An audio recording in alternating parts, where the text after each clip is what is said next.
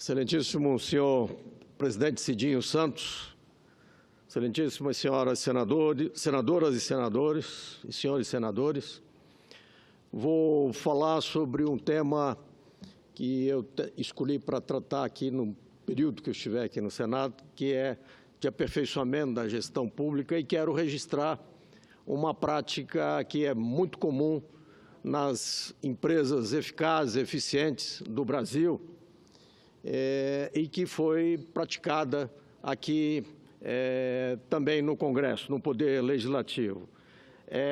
A metodologia do PDCA, que significa revisitar os procedimentos de vez em quando para aperfeiçoá-los. O PDCA é a prática da crença da melhoria contínua, do que nós podemos sempre fazer as coisas de uma maneira melhor do que nós estamos fazendo. De março de 2015 a fevereiro de 2016, esta Casa foi palco de um dos mais acalorados e aprofundados debates das últimas legislaturas. O debate a respeito da participação da Petrobras na exploração do pré-sal, em decorrência da votação do projeto de lei do Senado 131 de 2015, de autoria do nobre senador José Serra.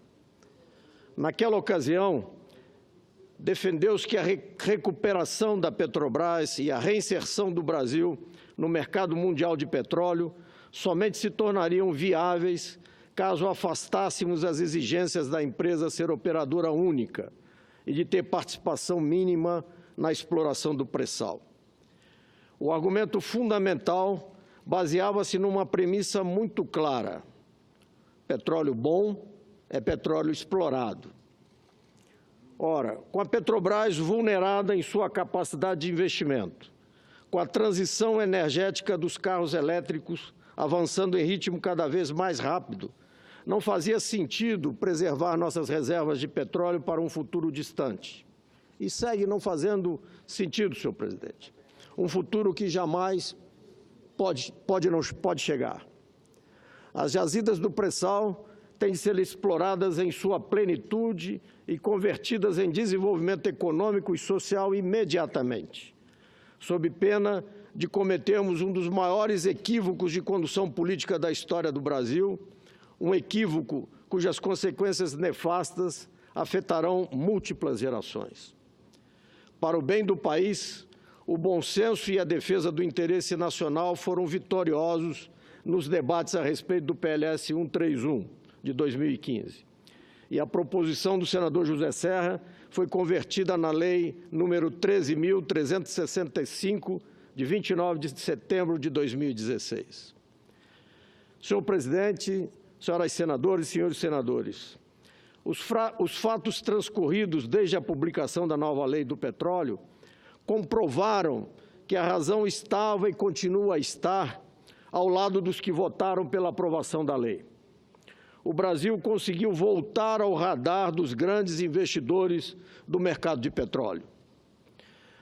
A segunda e a terceira rodadas de partilha da produção no pré-sal, finalizadas no dia 27 de outubro próximo passado, geraram arrecadação de 6,15 bilhões de reais sob a forma de bônus de assinatura, que é o valor que as empresas pagam no ato da celebração dos contratos de exploração. Tamanho foi o sucesso dos leilões de outubro que a ANP, Agência Nacional do Petróleo, revisou as previsões de arrecadação com os leilões do pré-sal para 600 bilhões de reais, 200 bilhões a mais do que previsto anteriormente. Os indicadores da Petrobras, por sua vez, apresentaram melhora substantiva. A empresa produziu 5,8% mais petróleo no primeiro semestre deste ano, em comparação com 2016. No mesmo período, o saldo líquido de exportação de petróleo e derivados saltou de 62 mil para 401 mil barris por dia. O custo geral médio de extração, que em 2014 era de 14,1 dólares por barril, caiu neste ano para 10,6 dólares. Por fim, O lucro líquido da empresa no primeiro semestre de 2017 superou US$ 1,5 bilhão, resultado muito melhor do que o prejuízo de US$ 212 milhões registrado no primeiro semestre de 2016. Estimativas da Abespetro, associação que representa empresas de serviço do petróleo, dão conta de que os investimentos em torno das áreas leiloadas devem chegar a R$ 100 milhões e gerar cerca de 500 mil empregos diretos e indiretos. No que diz respeito à transição energética, senhor presidente, diversas montadoras e governos nacionais recentemente anunciaram o fim da produção de veículos movidos a gasolina. Em setembro deste ano, a China, que responde por mais de 30% das vendas de carros no mundo inteiro, informou que estabelecerá uma data limite para a produção e a comercialização de veículos movidos a combustíveis fósseis.